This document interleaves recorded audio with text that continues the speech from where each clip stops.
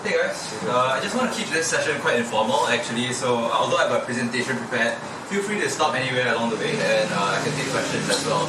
Because at the end of the day, I've always found that interactive sessions are always more beneficial because what I presented is pretty general, so if you have any specific questions, please feel free to stop me anytime, just raise your hand and say, I've got a question, yeah, you can take that, okay? So, yep. So a little bit about me, what do I do? Two main areas of focus for me. It's private equity on the sell side and also for investor relations. The things that I like to do outside of my day job are designing bags. So this is an example of, I can't see it well, but yeah, so I do make leather handbags occasionally, right? I like traveling to the outdoors as well.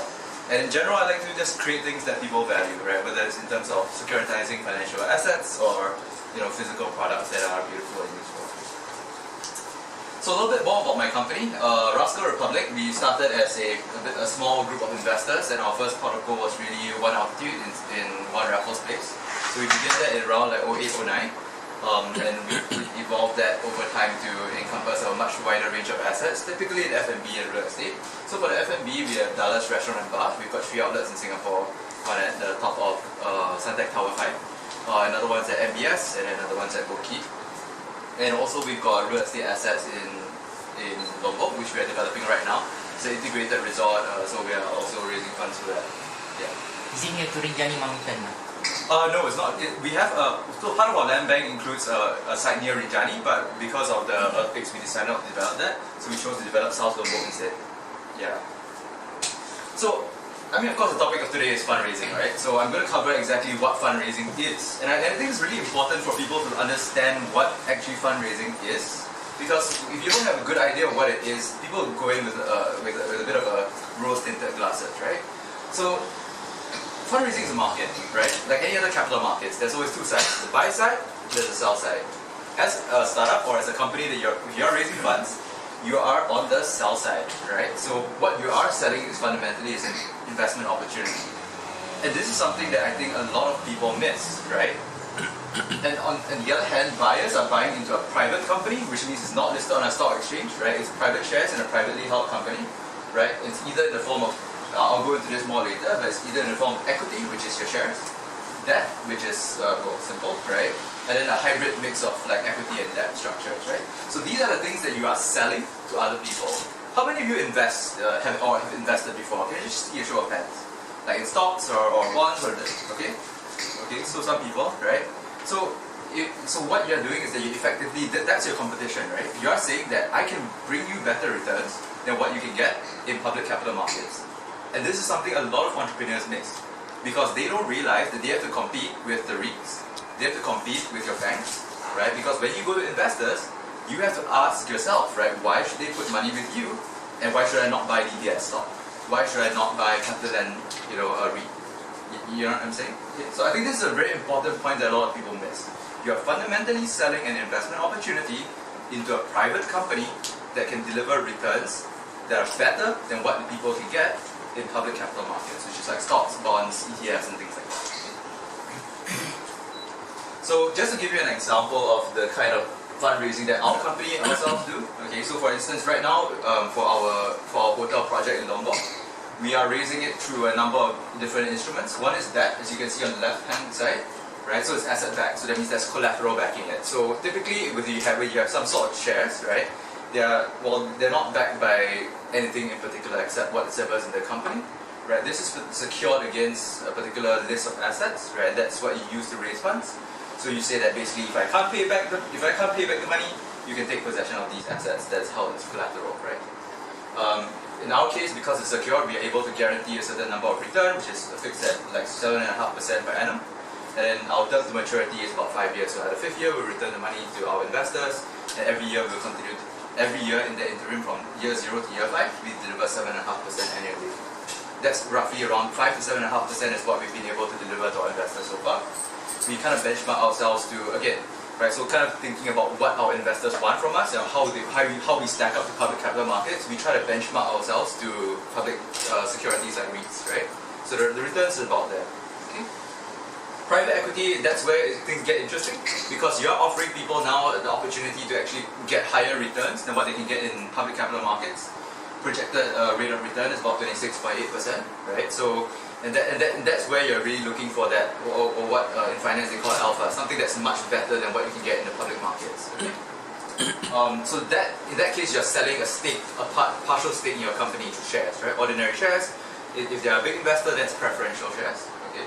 Or direct property ownership. So in this case, you're selling off assets to raise funds instead, right? So you're saying that, okay, in our case, we've got villas. So it's an integrated resort, like I mentioned, with a hotel. And we've got about 60 odd villas surrounding it. So we sell those assets around it to generate cash for the ultimate money-making machine, which is the hotel. Right?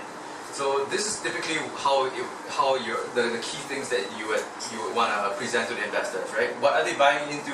How long are they buying into it? What's their rate of return? And what's their security? Right, if any, right? So, who should raise funds? I think this is critical to understand, right? And a lot of people, I think there's a lot of people buy into this new wave of startups, right? And startups have become really, really popular in the last few years.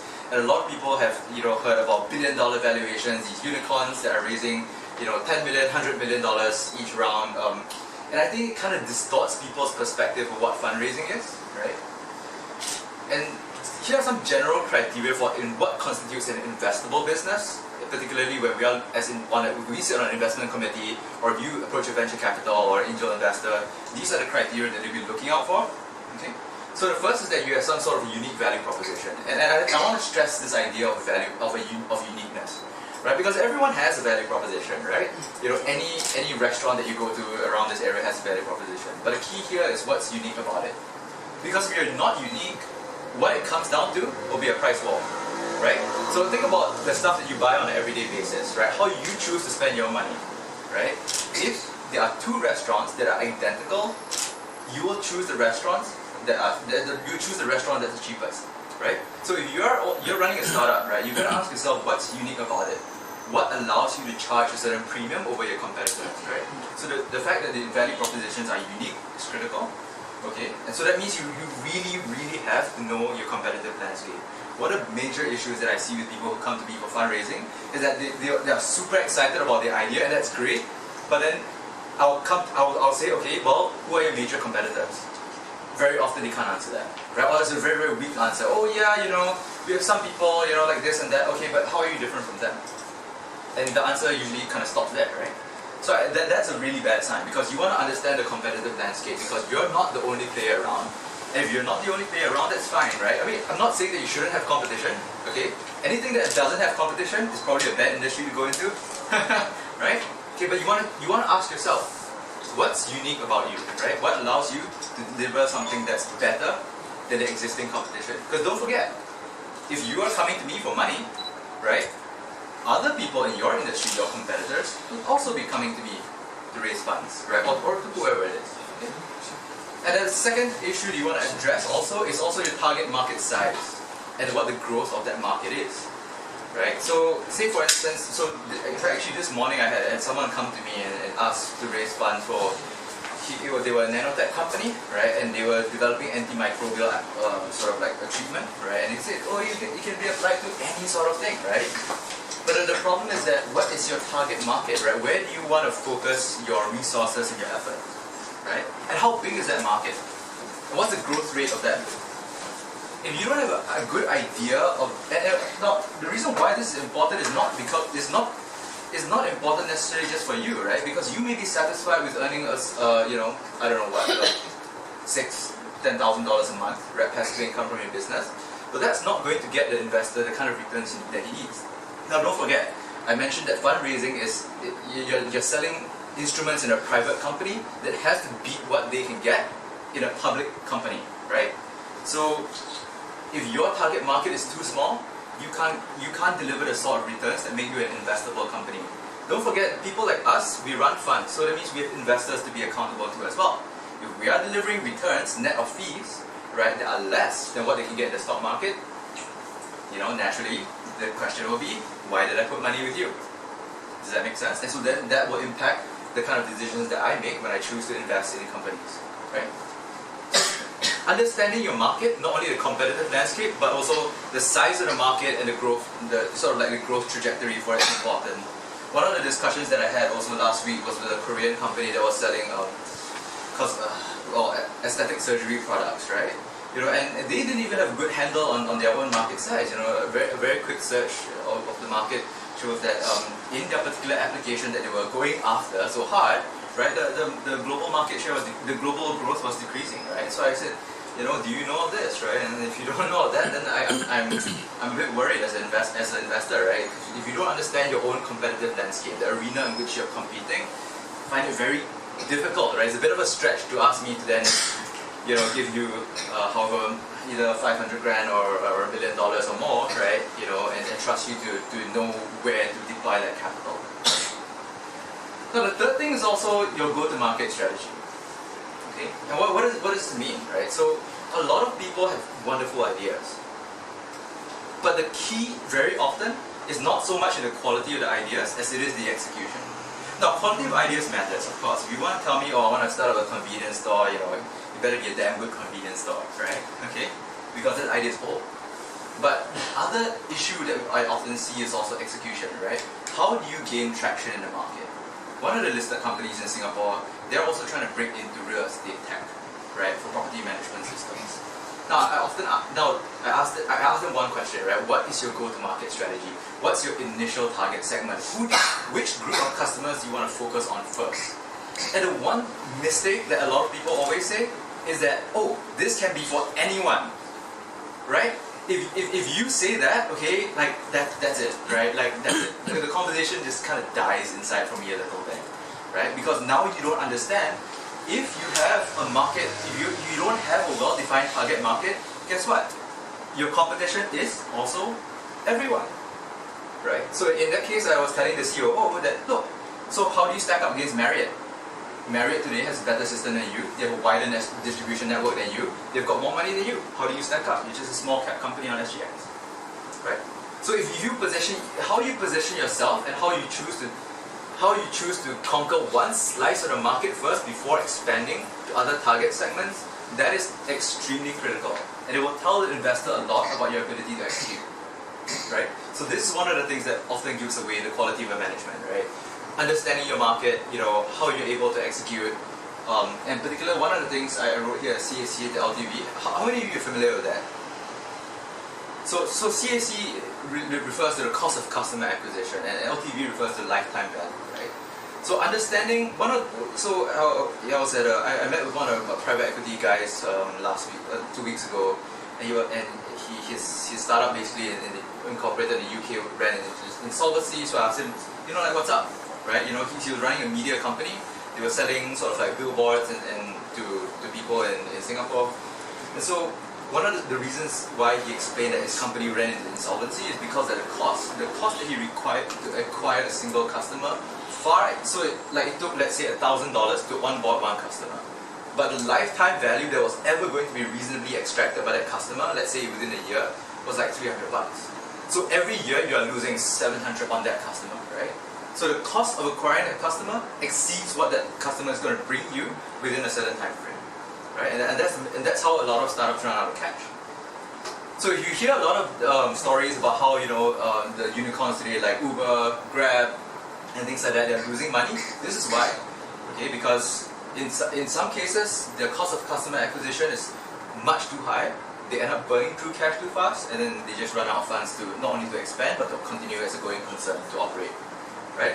So the go-to-market strategy is really, really important, and how you answer that question about what your go-to-market strategy is tells me a lot about the quality of the management. It tells me a lot about how well you understand your own business.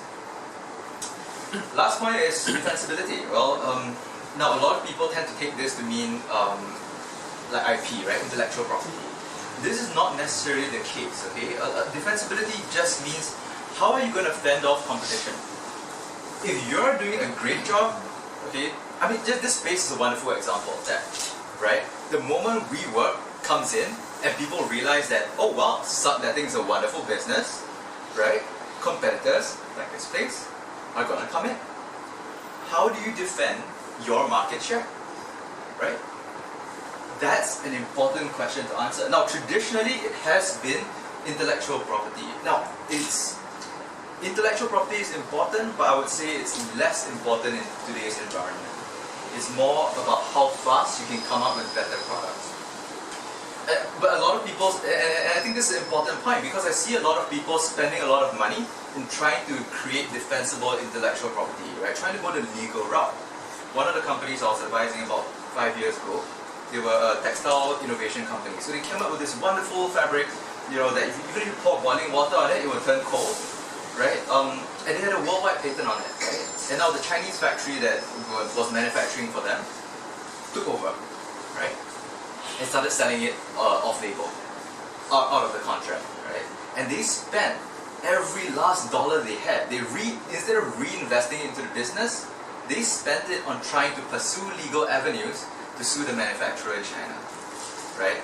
Today, 5 years on, they're an SME. They're almost nothing, right? Despite having all this, this potential, right? So one of the things I always tell people is that defensibility is not necessarily about legal defensibility. That may be important, okay, if you are dealing with tech. For example, one great example that we can think of in Singapore is Creative, right? They invested heavily in developing their IP, and then when they waited for Apple to keep on copying their stuff, and then when Apple's made enough money, and then that's where they have enough money for a lawsuit, right? Because a lawsuit is a claim on what the other guy has made, right? That rightfully belongs to you. Right, so those are very, very unique cases where it's actually worthwhile to pursue IP. Otherwise, the only people making money out of the transaction are lawyers. Okay? So defensibility is more than just IP. It's about how you can respond to the competition, right? And if you haven't thought about that, then that's always a bad sign for investors because you're not going to be the only one. You don't have to be the first person, right? Think about it. Friendster was the first social network. Facebook came later, but Facebook had a better defensible strategy, right, than Friendster. So it doesn't necessarily mean that you have to be the first. Doesn't necessarily, if you're last, then there's something's wrong, right? But how do you defend against new entrants coming in? How do you continue to command market share, right? So, for example, WeWork, one of the ways they continue to maintain their market share is the fact that they have a shit ton of cash, right? And because of that, they can continue to purchase very prime office locations. And that's their unique selling proposition in the co-working space, okay? And that's how they can continue to hold their own. In fact, despite the troubles with WeWork, some of you may know this, right? Actually, WeWork Singapore is expanding, right? Despite the problems with the parent. Okay? So defensibility is an important area that we want to consider because, again, you're not the only one coming to us, you're not the only one seeking funds, and you're not the only competitor out there. So now we go on to the question of when should you raise funds. But before this, I want to pause for a moment and ask if any of you have any questions specifically with what I've said. You mentioned regarding about the Grab, right? Yes. When Grab was originated by the Anthony Tan, Malaysian Anthony Tan, where his grandfather, right, is the so-called the owner of the Nissan car manufacturer in Malaysia called Nissan Tanchong Motor. But the thing is, during his interview with the Channel News Asia, he condemned the Malaysian government during the initial stage of the Grab, the Malaysian government investment arm called not 1MDB, okay, the Khazanah National, reluctant to give any funds, okay. But when I compare with his story, why actually that his grandfather company, Nissan Tanchong Motor, where he is part of the inheritor also, can be a part of the a so-called taxpayers acquisition, Malaysian taxpayers acquisition from the Employment Provident Fund. But why actually that the Khazanah National Investment Fund rejected the proposal for Grab? Yeah. You have a question? So like I didn't. It means that if his business model is so viable, one such because he made comparison. Compared to his grandfather, Nissan Tanchong Motor had already been invested by the Malaysian government through the Employment Provident Fund. Good point. So the question is, why did Khazanah, which is like the GIC of Malaysia, right, not invest in Grab? And I'll touch on this later, in particular with regard to who you should be raising money from, and understanding also the landscape for fundraising, right? One of the things I want to say about that is that government money. Taxpayers' money. Oh yes, that's taxpayers. Well, all government money is taxpayers' money, right? I want to put it out there. I'm a bit of a libertarian economically, right? I mean, we should never say the government's money because ultimately it's taxpayers' money. But then, okay, that aside, I think there are a lot of challenges when it comes to raising funds. I mean, I work very closely with IMDA regarding blockchain projects, and Oh boy. I mean, for good reasons, right? And yeah, I'll touch more on that later. Okay. But good question. Yeah. One question. That you're talking about lifetime value, right? Yes. So Yes, one question is that suppose you are a company, Yep. and then you have a couple of consumers that are coming for you Yes. to invest, to like they want to buy what your product is. That's correct. Okay. So how do you like you cannot determine lifetime value just by visualizing a customer or just by knowing how much property he owns. So if you have 6-7 customers, how do you determine the lifetime value? Like you keep investing Per customer. like you keep investing, but you're still going to losses, right? Because it's just a trial and run process. You cannot determine by first trial, right? No. So this is already when you already have some sense of like either from peer data, that means your competitors who you think that you can beat, right? You see how much, let's say for example, how much does the average person spend on that kind of business in a year? So that's the sort of like the annual lifetime value versus how much does it cost to acquire that customer, right? If you think for example financial services like him, right? The cost of customer acquisition is what I don't know, like things like spending money to go out and meet the person, cold call, hiring people to cold call that person. So maybe let's say it's $50 per customer. This is never ending. Right, but the lifetime value of that, right? Every time you pay premiums, of course in this case depending on what you sell, it's step down, right? But the lifetime value of that may be $1,000, $2,000, $3,000. So the cost of acquiring a customer may be $50, but he knows, right, that the lifetime value is, 30x or whatever it is. Do you know what I'm saying? So for example, like how much does it cost for Grab to serve you enough advertisements that they actually can get you as a customer? And then how often does the average customer of Grab spend in a year? That's the LTV of a Grab customer, and the ad costs for them, or whatever it costs for them to acquire you as a customer, that's their cost.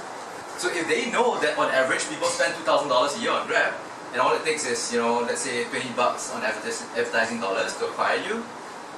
But like if you're a startup company, you don't have that much amount of capital.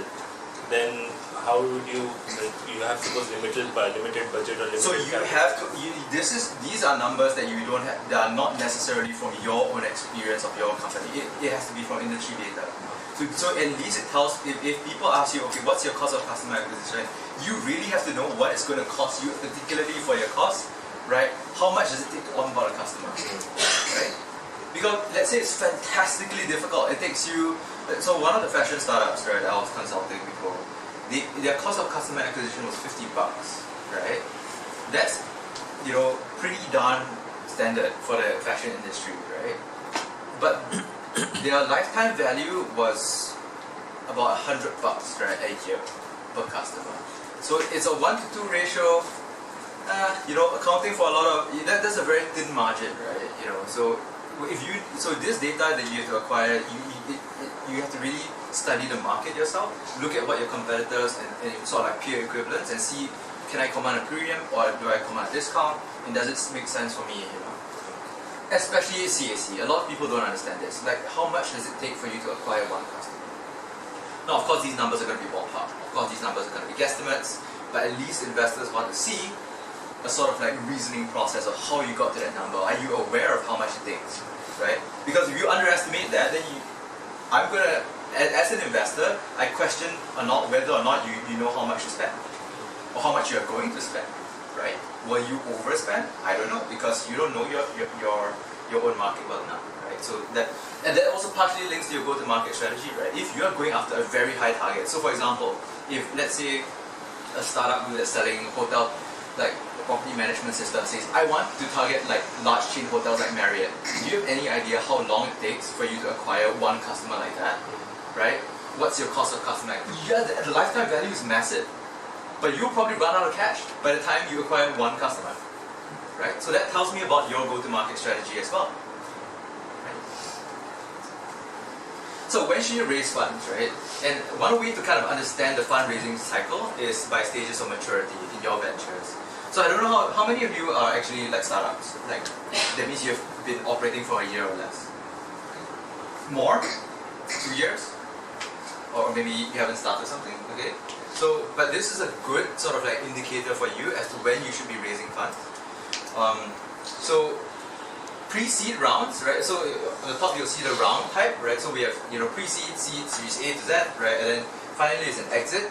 Okay, so each of these are fundraising rounds, right? There are stages in which you seek new rounds of financing, new rounds of investors, right? At a higher and higher valuation, ideally, right? It doesn't turn out that way all the time, but yes.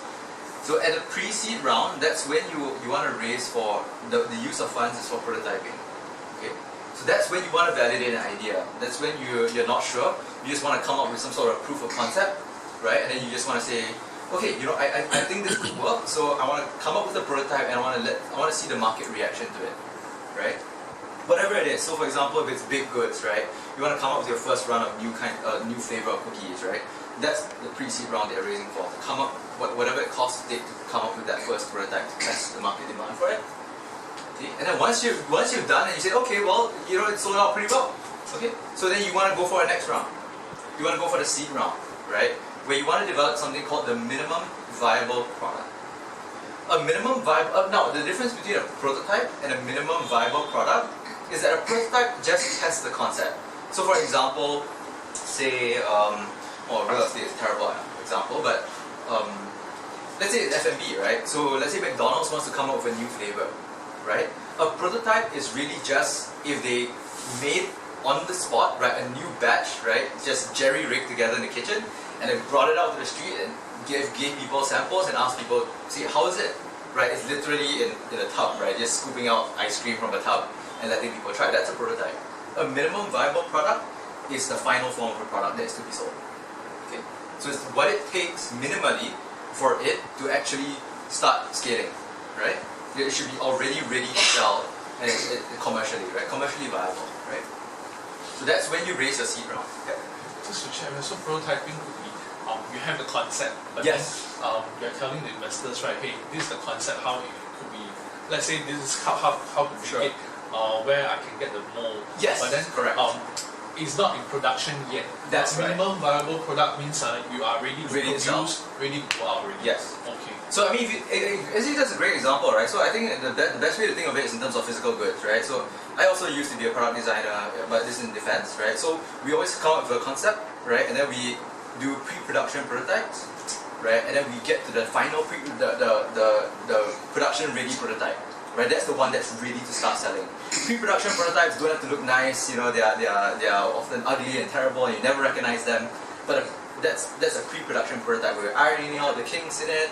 You just want to understand whether it works. So for example, in my field, I was doing body armor, so we just literally press sheets of bulletproof material together, and then it's like rough around the edges and it's literally fraying, and then we just put it in front of the gun and then it fires, and then, oh, it works. Okay, well, let's try to make a full product now that's ready to start selling, right? So that's prototype, right? We're pressing all the sheets together and it stops the bullet. Okay, great, right? And then minimum viable product is it's ready to go out to customers. We're ready to take orders. Now, and then you have got the growth and expansion phase, right? So this is a point at which you're actually ready to start selling.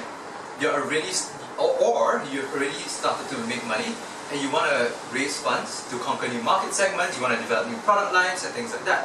And that's where you have your Series A, and if you want to raise a new round, B, C, I think Grab is something like a Series F or something like that, right? So it's as many rounds as you require, right? There is no formula for this, right? But it really, the goal of fundraising from Series A onwards is for growth and expansion. The mistake that a lot of people make is not being able to distinguish which round should be for what use of funds, right? So, and that's where you have a lot of problems with valuation. Some people will come to me and say, I want to value my company at $10 million, right? I'm raising a valuation of $10 million, but you're at a pre-seed stage. You haven't gotten the idea off the ground, and you're valuing your company at $10 million? Really? Prove to me that you can get a working product first. Prove to me that you can get customers in the door, and then let's talk about how much your company is worth. Because then now you have market feedback, now you have traction, now you've got sales numbers, you understand your customers better, you understand the limitations of your product and how to move forward. Most companies, or not most people, most companies will never see this, right? But it's exit. So what is an exit?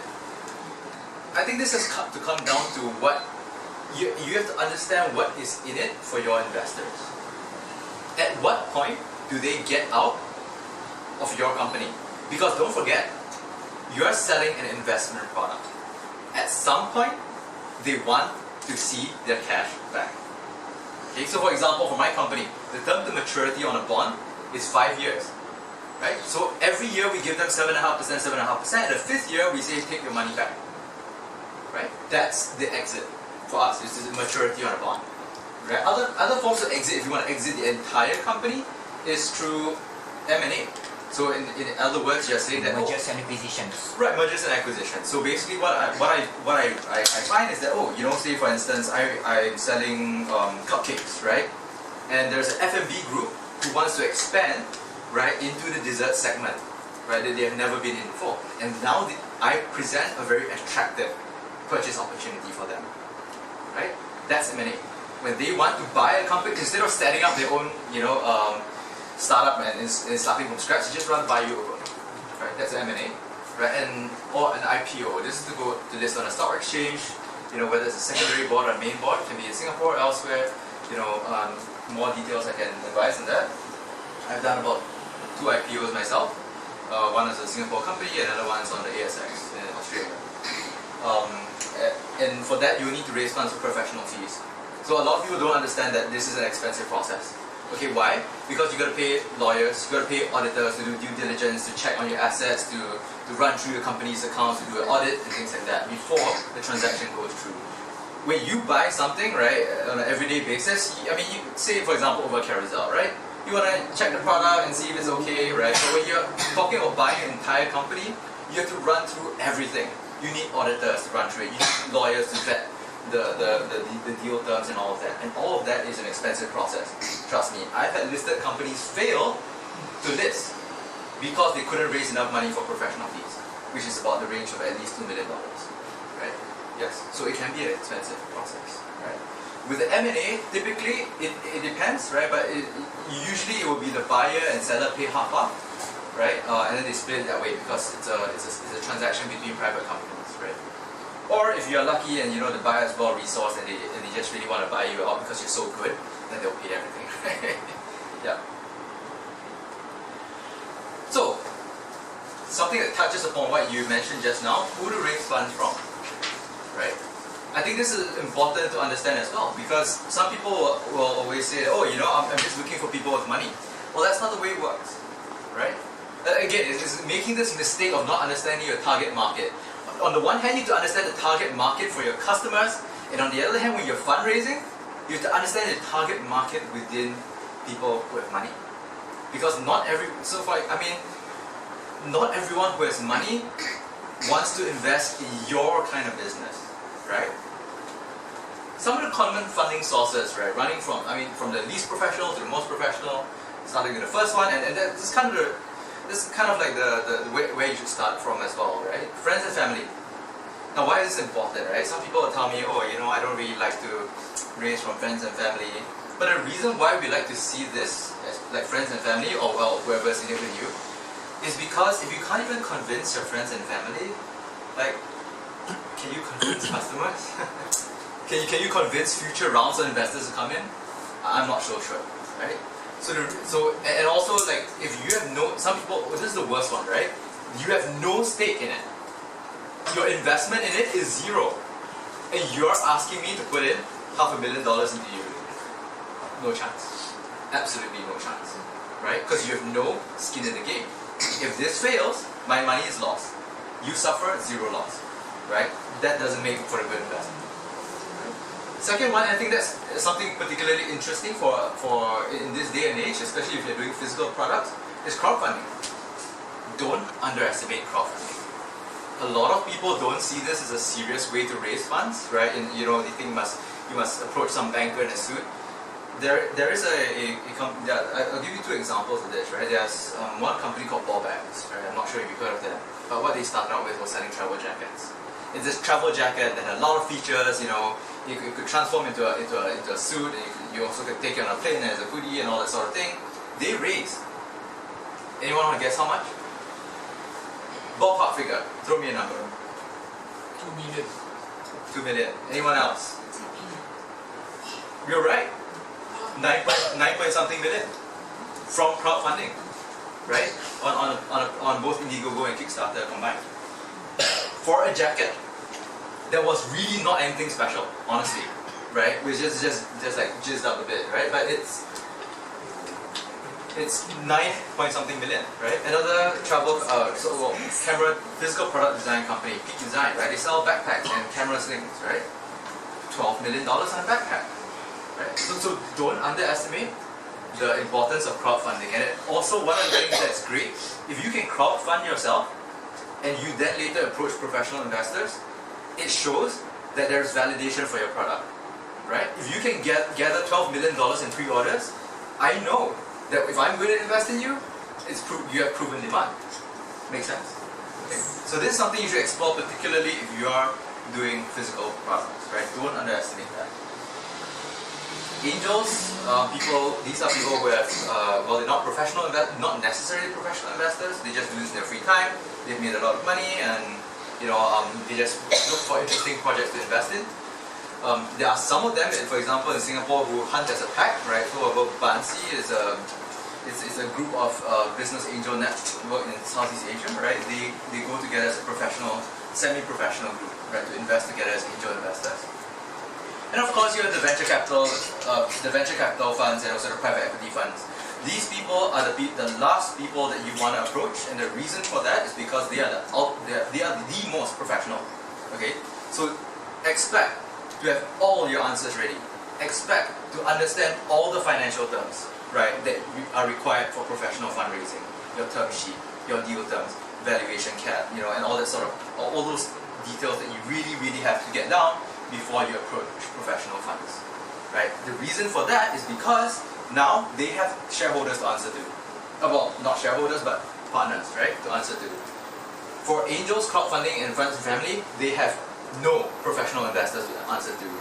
For VCs and private equity funds, people invest in their funds and they have to deliver returns to them, right? So, like for us, we have to deliver returns that are somewhere between 7 to 14% per annum for our shareholders. Just has to be that way. So if you come in with a proposal that's going to give me less net of fees, I'm just going to say no, because I can't justify that investment to my partners. Make sense? Okay. So a lot of people want to jump straight in, right, to VCs and private equity funds, and I always tell them that's death, because you are going to get rejected, right, at a stage of, depending on what stage of maturity you're at. Very often they are not prepared to answer professional investors. So just kind of to track this, what I said earlier on the use of funds and the funding source, right? So of course you start with friends and family when you want to do prototyping, right? When it comes to minimum viable product, especially if you're coming up with a physical product to be sold, go for crowdfunding. So that's your best bet. And only when you've gotten some traction, right? Like you're earning a decent amount of revenue, $100,000, $200,000, $300,000 a year, right? And then now you can say, okay, I've proven that I can make money. I've proven that this venture is profitable. I've proven that this venture has potential. Then you start seeking out professional investors, right? Not before. And then of course, when you're ready to exit in a trade sale or IPO, then there's a whole network of professional financiers. You have your investment bankers, you have your independent financial advisors, you've got your private equity funds, and that's a whole different ballgame together. Okay. Any questions so far? Okay. In terms of the investment, as it comes on funder, right, or the investment arm that we are investing in, how the real word mantra in terms of the general investment, right, so-called in the capital investment, is maximizing returns and minimizing risk. Yes. So it means that in this mantra, it means how do you ensure and perform that this is always in place? So a rough number that we go by is that 1 in every 5 businesses will still be around. And of that 1 in 5, a further 1 in 5 will ever exit. Okay. So 1 in 5, 4 out of 5 businesses will literally cease to exist. Now we've got 20% left, correct? Of that 20%, 20% of that 20%, okay, is going to see an M&A or IPO. The rest will become what we call zombie companies. That means they're like your SMEs around here, right? They make enough money to keep the lights on in the room, to pay their staff, but not enough to deliver returns to me as an investor. Because don't forget, investors are residual claimants. I get what's left over after you pay everyone in the company, right? Okay? 4 out of 5 of that 20% that's still alive will be zombie companies. They don't make enough money for me as an investor. So what does that mean? you're gunning to be that one that is going to make up for all the losses of that 4 out of 5. Do you see the importance of market size now? That's why I have to that's how I can justify that return. And that's why like, we hear all these crazy valuations, because they need that to make up for all the failed investments in their portfolio. And also justifying the risk that going to happen. Exactly, because private equity investing is a very high risk game. Because don't forget, if I invest in a public company that's not doing so well, I can just sell my stock tomorrow, right? But in a private company, there's no, well, I mean, that's changing, but as it stands for the next 5 years, there are no ways to sell private equity shares in a private company. You're stuck, right? You're stuck. That's why understanding your market size and your defensibility is so important. Because you, as my success story, have to make up for all my failures. And a good sort of like a rough measure of this is that you have to hit $100 million in revenue in 6 years. Okay, to give me a 16% per annum return for my investors, net of fees. If that's the case, right, then the startups, are they trying to do, like for example, they keep having valuation after valuation, Yes. right, and sometimes we do not know how they come about, where the numbers are. So, is okay, it sustainable? Or what are you trying sometimes, to achieve? okay, so let me give you the worst example. Okay, SoftBank and WeWork. What they try to do is to pump up the price. Because it's a private valuation. I hire my own valuers, I value my own private portfolio company at a higher valuation. And I can say, now I've got, you know, so let's say I make my own leather bag, right? And I get someone to stamp and certify that it's Gucci, right? And then now I can sell it for Gucci prices. You know what I'm saying? So one of the dangers in private equity, and this is in part driven by the need to deliver that high returns to make up for all those failures, is that they will actively push for you to acquire a higher and higher valuation. Now, valuation models differ depending on who's doing the valuation, but typically, you know, it's quite standard in terms of net tangible assets or 10 times revenue. There are different models to look at depending on your industry, and a different valuation model as well. But the pressure is for us to deliver outsized returns on that. You know, it's better for us to get a higher and higher valuation, because if we can sell it for a higher price, then we can cover up all the losses that we've made, right? Because it's naturally a high risk game, right? So that one company has to pay off all the bad decisions, right? Makes sense? So what can we learn actually from the case of the Grab being rejected by the Hazana Nation? Okay, so yeah, good point. Yeah, so I understand. So one of the challenges also that you have to understand is that when you deal with public funding, with public bodies, you have to understand that their returns, one of which are, of course, I mean, they have to perform well, right? Like any other fund, for example, GIC. But the other criteria is also national interest, right? So think about it. In Singapore, you have certain unspoken areas that are defined areas of national interest. If you read between the lines, you can kind of roughly figure it out, right? Which sectors the government is interested in. So for example, in Singapore, it's digitalization, automation technology, right? If you fall outside of that mandate, that's a problem, right? So understanding who you're seeking funding from and what their investment goals and their mandate is very important, right? Because especially for venture capital and for private equity funds, like my fund. Because I am constrained by my investors who, for example, don't want me to invest in things like ARMS, right? So even if it's profitable and you come to me with the ARMS deal, I can't put that on my balance sheet. You know what I'm saying? Okay, so you have to understand who you're fundraising from and what their investment goals and thesis is. Okay. So, someone once told me something, and I remember this for a really long time, right? If you know what people want to buy, then you'll know what you should be selling to them, right? Or if you can sell anything to them in the first place, right? First of all, is understand the investment thesis and criteria of the investor you're raising from, particularly for professional funds, because this will be typically laid out on their website. Investment thesis will tell you which sectors they're looking in, and the criteria, well, I mean, simply it's what kind of size they're looking at, what kind of deal terms they're looking at. Okay, and typically you can find this on the website. If you can't find this on the website, and very often, you know, for a lot of the smaller funds out there, you have to get to know the people in person, right? And that's why private equity is still a very high contact business. It requires a lot of networks. It requires a lot of time on the ground. You have to know the players. And you have to know what they like and what they don't like. Okay.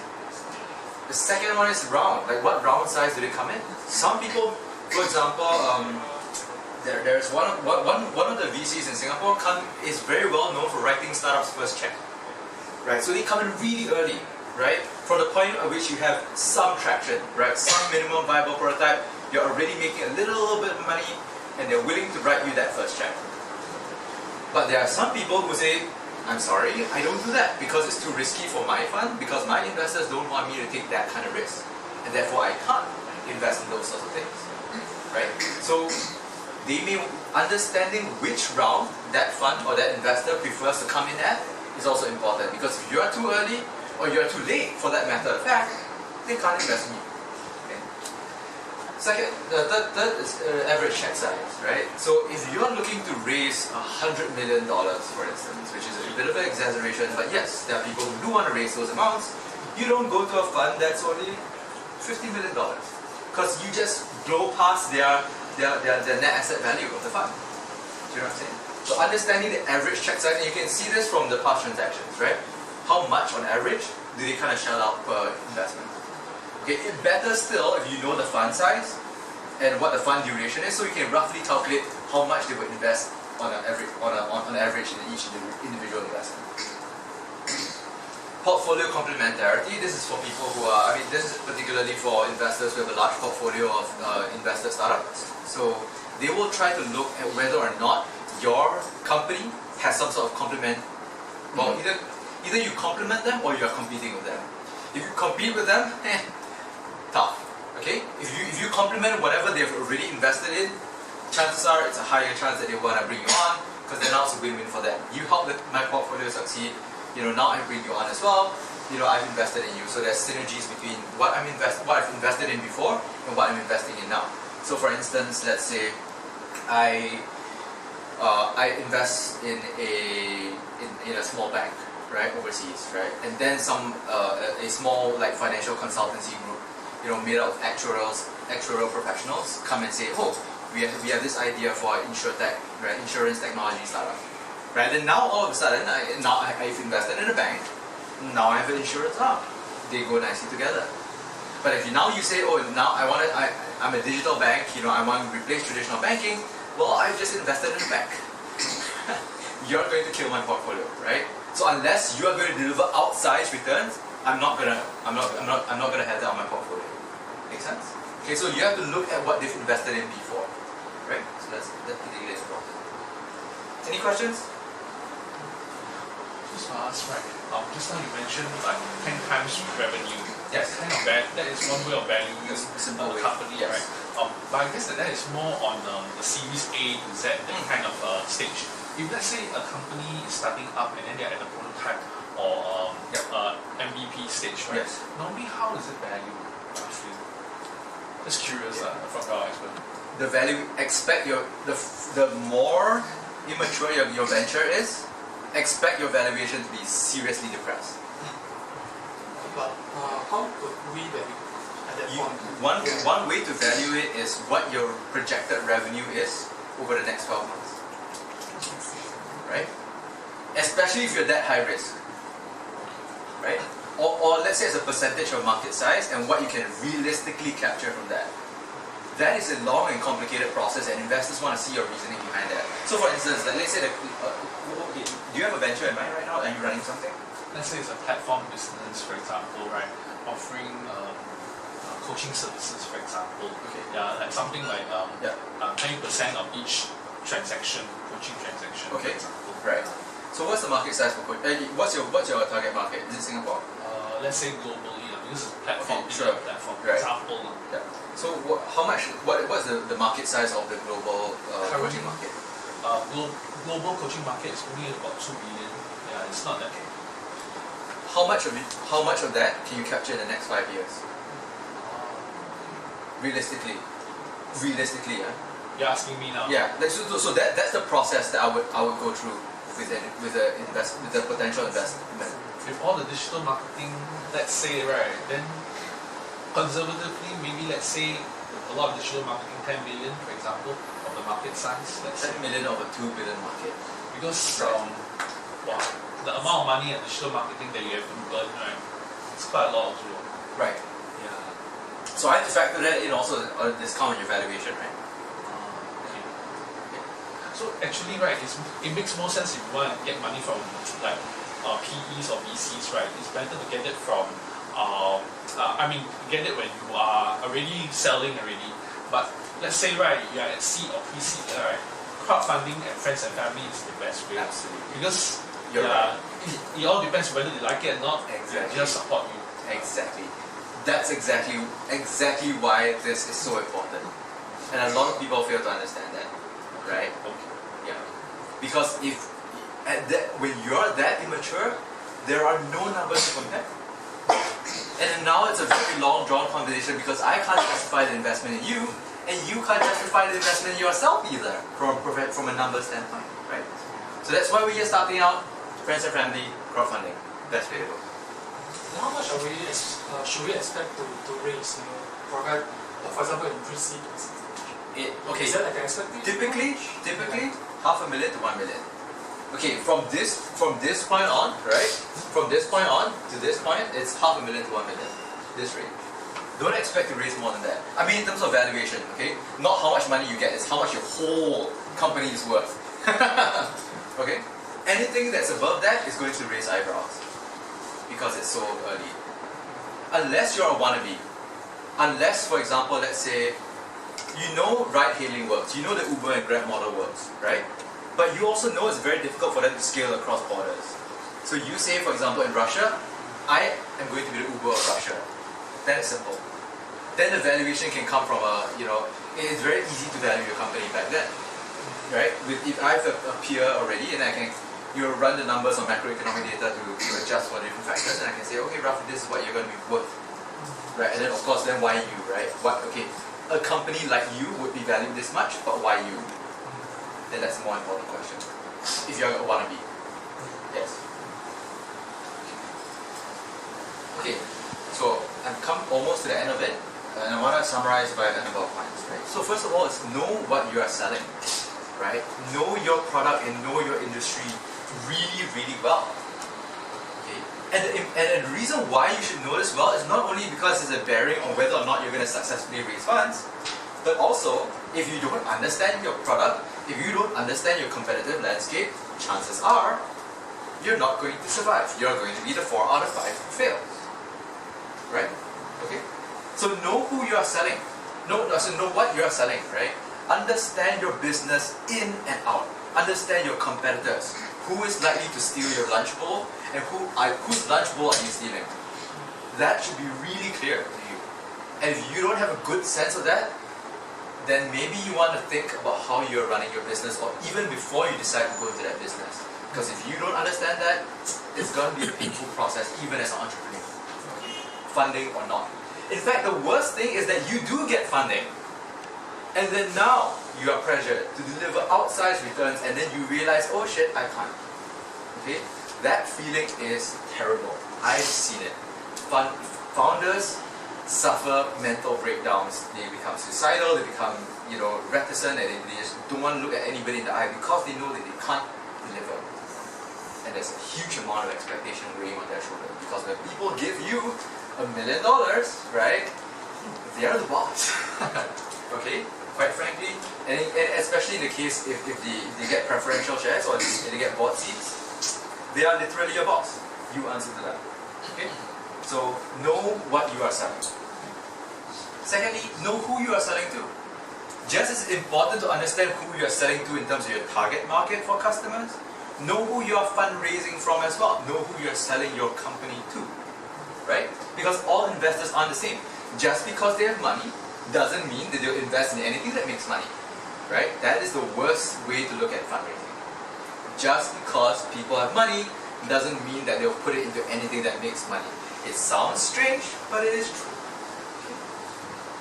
And the last thing is know why you started. I think this is a really important thing that people fail to mention, particularly when they talk about startups and fundraising and things like that, is what are your goals? Why did you start in the first place, right? What is the end goal for you as an entrepreneur in starting your business, right? Where do you want to be? Where are you going with this? Because there are a lot of companies that make up the backbone of our economy, right?